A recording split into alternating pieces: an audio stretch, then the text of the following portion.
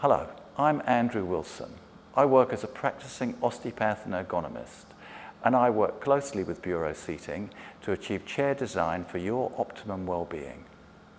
To set the seat height of your Buro chair, locate the forward right-hand lever. To raise the seat, lift the lever while standing and release at the desired position.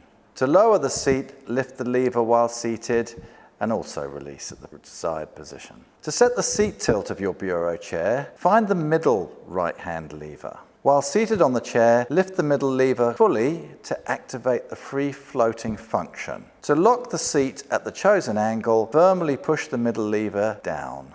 Aim to sit with your hips a little higher than your knees, with a forward slope on your thigh, while making sure there are no pressure points. To set the back tilt of your Buro chair, locate the rear right-hand lever. While seated on the chair with your arms forward in your normal working posture and supported by the backrest, lift the rear lever to activate the free-floating back tilt function. At the desired position, while feeling nicely balanced with good back support, firmly push the lever down to fully lock the backrest. To set the back height of your Buro chair, firstly reset the back height by raising the back to the highest position and then allowing the back ratchet to fully disengage and allow it to drop to its lowest position. And then slowly lift the back to the desired height, stopping at one of the 5 ratchet back height positions. We recommend having support starting at the top of the pelvis with peak support in the lumbar curve. If you have any further questions about the operation of your Buro chair,